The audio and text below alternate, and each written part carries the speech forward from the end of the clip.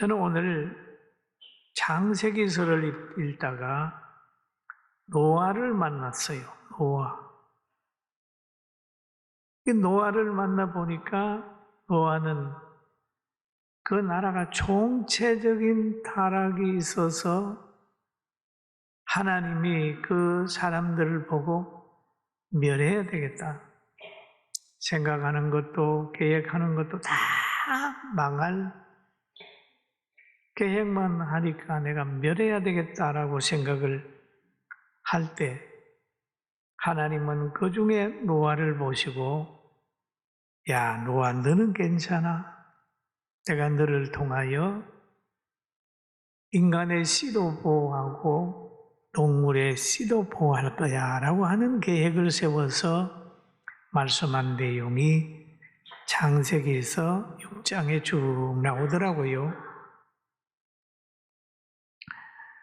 그래서 이 노아의 계보를 살펴봤더니 가인의 계보가 아니고 그 아벨 대신에 하나님이 준 셋의 계보입니다. 셋의 계보로 쭉 태어났어요. 그런데 노아의 이름은 안위하다라고 하는 의미가 있어요. 안위하다.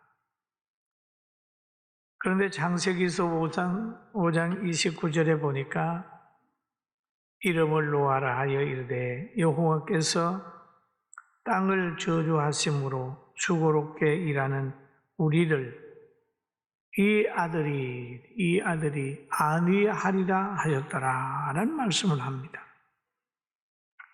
그래서 노아는 500세가 된 후에 셈과 함과 야벳을 낳았습니다. 땅 위에 사람이 그때 막 번성하게 됐어요. 번성하게 되는데 창세기 6장 2절에 보면 이런 말씀이 있죠. 하나님의 아들들이 사람의 딸들의 아름다움을 보고 자기들이 좋아하는 모든 여자들을 아내로 삼는지라 그럽니다. 그러면 이 말씀을 가지고 해석하는 사람들은 보면 천사니 하나님의 아들, 사람의 아들 이렇게 하면서 굉장히 헷갈리는 얘기를 많이 합니다.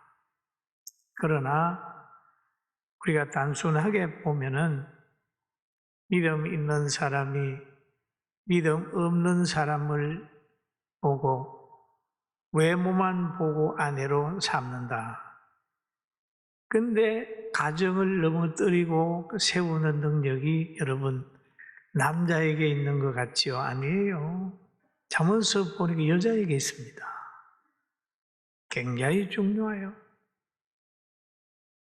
그런데 이 아들들이 사람의 딸들의 아름다움을 보고 생각 없이 아내로 삼게 되니까 거기에 태어나는 모든 사람 자녀들은 다 이상하게 되는 거죠. 그래서 육에 속하게 되고 또 외모만 보고 모든 걸 선택을 하게 되는 겁니다. 이렇게 될 때 하나님께서 창세기 6장 3절에 말하기를 여호와께서 이르시되 나의 영이 영원히 사람과 함께하지 아니하리라. 나의 영이 영원히 사람과 함께하지 아니하리라. 그리고 또 이들이 결혼해가지고 아기를 낳는데 그들은 장부를 놓는 거예요. 육신적으로는 굉장히 건강해요. 그러나 하나님과는 점점 멀어지는 거죠. 또 사람들의 딸들로 인하여 태어나게 되니까 완전히 인본으로 가버리는 거예요. 하나님과는 점점 멀어지면서 계획하는 것들이 늘 잘못 계획을 하게 되니까 하나님이 이 땅에 사람을 지으신 것을 한탄하는 지경에 이르게 되는 거예요. 창세기 6장에 6절에 보면 그렇게 말씀 나오잖아요. 땅 위에 사람 지으셨음을 한탄하사 마음에 근심하시고 이르시되 내가 창조한 사람을 내가 지면에서 버리되 사람으로부터 가축과 기는 것과 공중의 새까지 그러하리니 이는 내가 그들을 지어섰음을 한탄함이니라. 그렇죠. 한탄했다.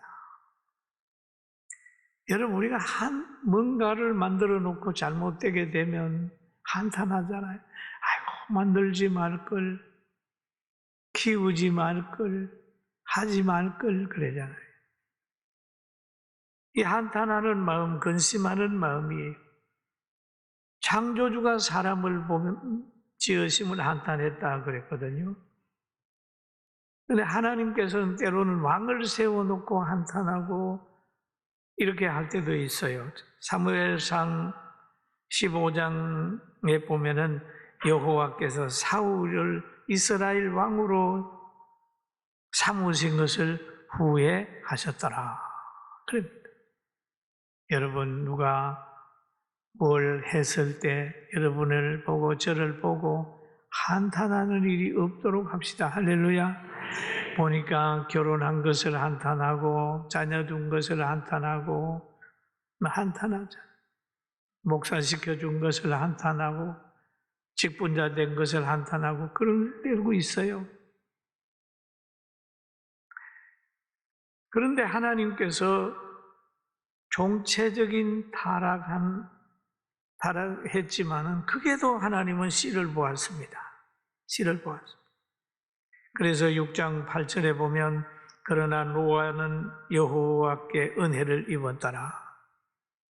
여호와께 은혜를 입었더라.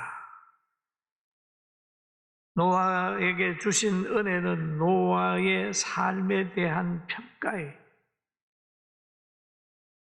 이것이 노아의 족본이라. 노아는 의인이요. 노아는 의인이요. 당대의 완전한 자라. 그는 하나님과 동행하였음에, 그렇죠. 하나님과 동행하였으며, 그런 말이죠. 노아는 의인이다. 그럼 의인은 뭡니까? 믿음으로 사는 사람이 의인이에요. 할렐루야. 그럼 우리가 의인의 반열에 있는 거죠. 당대의 완전한 자라.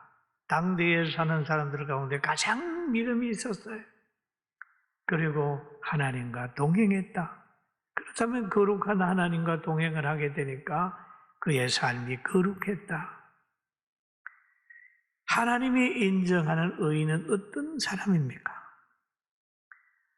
이 로마서 1장 17절에 이렇게 기록하고 있습니다.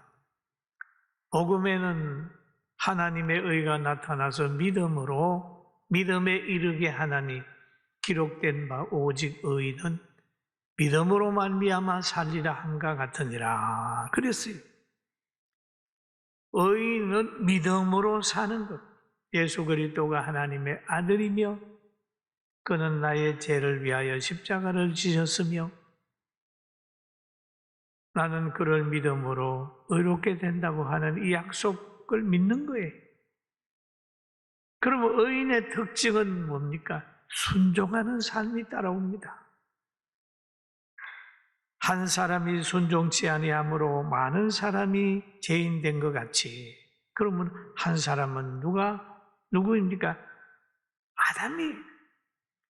아담이 순종하지 아니함으로 많은 사람이 죄인이 됐다. 여러분, 어린 아이들이라 할지라도 원죄에서 자유함을 얻을 수 없어요. 다 사람은 죄인이에요. 조상이 죄인이니까. 그런데 한 사람이 순종함으로 많은 사람이 의인되었도다. 하나님의 아들 예수 그리스도가 순종함으로 인하여 그를 믿는 모든 사람들은 의인이 되었어요. 우리는 지금 예수 믿고 의인의 반열에 부름을 받아 있습니다. 할렐루야. 아멘. 의인의 특징은 자기가 이해가지 않아도 순종하는 특징이 있습니다. 왜냐하면 하나님의 전능성을 알기 때문에, 하나님의 무호성을 알기 때문에, 하나님의 전지성을 알기 때문에, 그리고 자기의 연약함을 알기 때문에 자기를 부인하고 하나님의 뜻을 따르는 거예요. 그런데 하나님이 노아에게 은혜를 내렸어요. 그 은혜를 내린 것이 방주를 지라는 겁니다. 첫째는 홍수 심판을 알려주고 홍수 심판에서 살아나는 길을 알려준 거예요. 이게 은혜예요. 그런 것처럼 우리가 예수 믿으면 구원받는다, 천국이 있다, 그걸 알려주는 것이 하나님께서 여러분과 저에게 은혜 주신 것입니다. 믿습니까? 믿습니까? 이게 은혜예요. 은혜의 말씀이에요. 은혜의 능력이에요. 다른 사람은 몰라요. 이 말을 해주는 곳이 예수님이시고 교회예요. 천국과 지옥이 있다 알려주는 거잖아요. 그 노아에게 알려준 건 뭡니까? 홍수 심판이 있다. 그리고 피할 길을 알려주는 겁니다.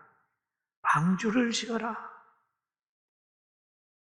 방주를 짓는데 너는 고페로 나무로 너를 위하여 방주를 만들되 그 안에는 칸들을 막고 역청으로 그 안팎에 칠하라. 물이 안 새야 되기 때문에 역청으로 밖에도 칠하고 안에도 칠하라. 너가 만든 방주는 이러하니 그 길이는 300규빗, 너비는 50규빗, 높이는 30규빗이라.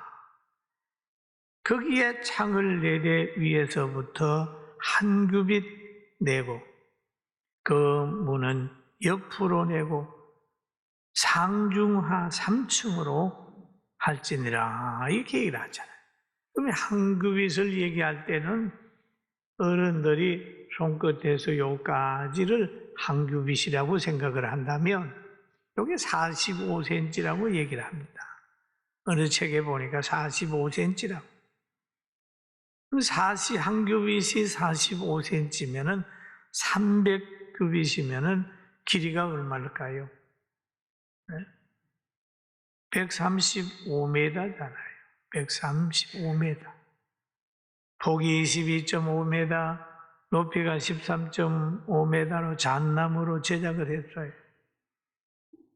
그러면 조선공학적으로 보면 두 가지래요. 제가 읽은 그 책에서 보면 다 따져보니까 21,000톤급이라. 또 어떤 인터넷에 찾아보면은 15,000톤이라고 얘기하는 데가 있어요. 여러분 숫자는 보면 여러 군데 보면 좀 많이 틀릴 수도 있어요. 그러나 공통적인 건 크다라는 얘기죠. 방주 대단히 큽니다. 우리는 방주 그러면 그냥 조그만해서 한 가정 들어가가지고 홍수 심판 중에서 그냥 살아나는 걸로 생각했지만은 방주는 길이가 여러분 135m면 축구장 한번 재보세요. 얼마나 그거보다 더 길잖아요. 큰 규모의 그걸 지어라. 믿음으로 사는 자에게 하나님이 주시는 은혜. 여러분 믿음으로 사는 사람에게는 총체적인 심판 속에서도 길이 있음을 알려주는 거예요. 할렐루야. 아멘. 따라 믿음으로 사는 사람에게는 피할 길이 있다.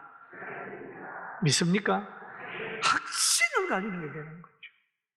믿음으로 사는 사람에게는 어디 가도 먹을 것이 있다. 강야에 가게 되면 물고기 2마리, 보리떡 5개로 인하여 예수님으로 인하여 그걸 배부르게 많은 사람이 먹었잖아요. 믿음으로 살게 되면 저 거릴 시냇가에 있어도 까마귀가 꽉꽉 그러면 날아가가지고 고기와 떡을 물어다 주지 않습니까? 믿음으로 사는 사람에게는 소돔과 고모라가 멸망할 때 그 아브라함의 조카가 거기에서 구원되지 않습니까? 다니엘의 친구가 풀무불에 들어갔지만 하나님이 거기에서 살려내잖아요. 강야에서도 생수를 먹을 수가 있고, 질병에서도 고침을 받을 수가 있고, 전쟁터에서도 다윗처럼 골리앗을 이길 수 있는 초자연적인 힘이 있을 수 있어요. 그런데 특징을 보게 되면 순종의 능력이 따라오는 거예요. 노아는 홍수 심판 속에서도 지금 살아남을 수 있는 역할이 주어지는 거예요. 자기 노아가 순종하게 되고 그의 가족, 자녀들이 잘 협조를 하잖아요. 협조를 하잖아요. 저는 이 사건을 보면서 지금 밖에는 시집 가고 장가 가고 햇빛도 나고 좋은데 온 가족이 그게 붙어가지고 노아가 방주 지으라고 할 때 과연 가족들이 동의했을까? 여러분 신앙생활 하자고 할 때 여러분 자녀들이 동의하는 가정도 있지만 동의 못 해가지고 아빠나 하세요, 엄마나 하세요, 나는 놀래요. 그런 가정도 있을 수 있죠. 그런데 노아의 가정 보면은 그렇지 않았어요. 그러면 이런 큰 배를 건축을 하는 데는 상당히 많은 사람들이 일을 했을 거라고요. 품삯을 받고 일을 했을 거라. 그러나 들어가는 사람은 이 가정밖에 못 들어갔잖아요. 그런데 하나님의 계획은 실현된다는 거죠.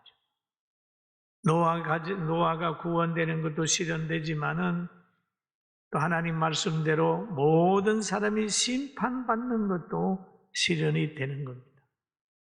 하나님은 죄가 있는 곳에는 심판이 있고 의가 있는 곳에는 구원이 있어요.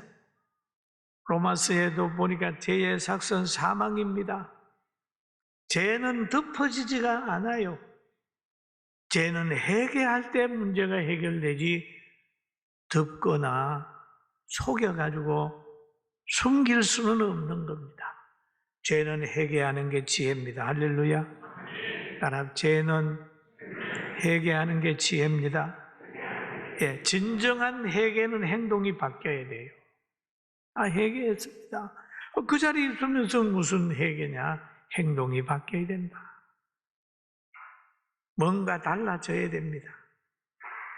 그리고 창세기에서 보면은 하나님의 뜻은 창세기 6장 17절에 그럽니다. 내가 홍수를 땅에 일으켜 물어 생명의 기운이 있는 모든 육체를 천하에서 멸하리니 땅에 있는 것들이 다 죽으리라. 다 죽으리라. 범죄한 백성의 시대에 사는 짐승까지 다 죽는 거예요. 그러나 그 중에 한 가정, 노아의 가정만 이제 구원이 되는 겁니다. 그리고 또 여기에 보면 이제 창세기 6장 17절에 보면은 그러잖아요. 항상 하나님은 순종을 요구하세요. 너희는 내가 언약을 세우리니 너는 내 아들들과 내 아내와 내 며느리들과 함께 방주로 들어가고 그랬잖아요. 방주로 들어가고. 여러분 하나님이 들어가라고 할 때 들어가야 되는 거예요. 할렐루야. 순종을 요구하는 거예요. 방주를 건조하는데도 순종해야 되고 그 순종하는 열매 속으로 들어가는 겁니다. 자신뿐 아니라 가족이 다 들어가는 거예요. 그리고 노아에게 또 하나의 그 사명을 주는 겁니다. 너는 짐승의 씨를 보호해라. 그래가지고 짐승들을 다 그 방주로 보내는 거예요. 근데 어느 책을 봤더니 이렇게 얘기를 해요. 어떻게 방주에 여러 가지 짐승을 다 들어갈 수 있느냐? 열대지방에도 있는 것도 있고, 저 아프리카에도 있는 거 있고, 뭐 한대 지방에 있는 것도 여러 지방에 있는데 어떻게 다 그 가느냐? 그건 시대를 몰라서 그래요. 여러분, 노아 시대는요, 높은 산도 없고, 그리고 뭐 추운 데도 없고 더운 데도 없는 겁니다. 아주 좋은 일기예요. 하늘에도 물이 있고 땅에도 물이 있고 공기가 너무너무 좋아서 사람이 살면 900살을 사는 거예요. 900살. 마지막으로 보면은 가축은 그 종류대로 방주에 다 들어와서 노아와 그 가족들의 보호를 받습니다.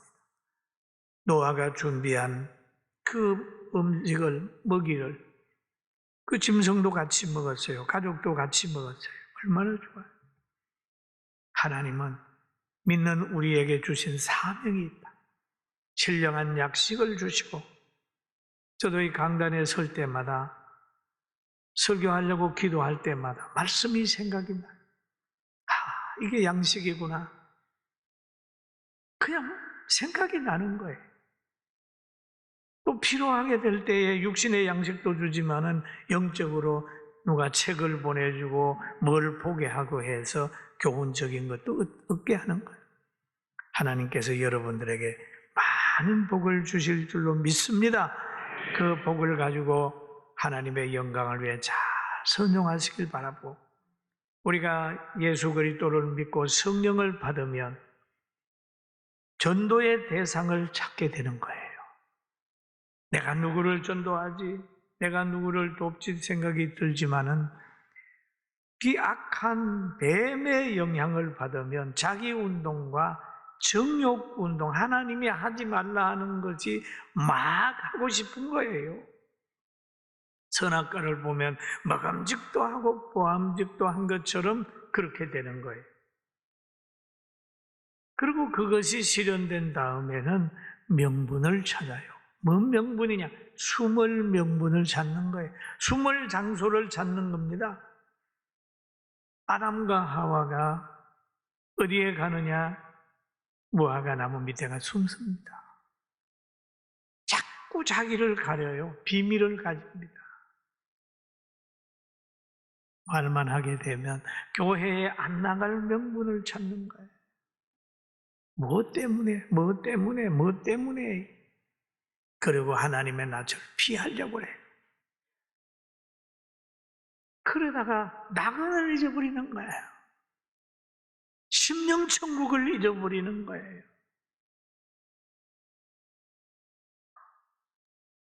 낙원을 잊어버리면 땀을 흘러야 되고 해산의 고통 속에 빠져버린다.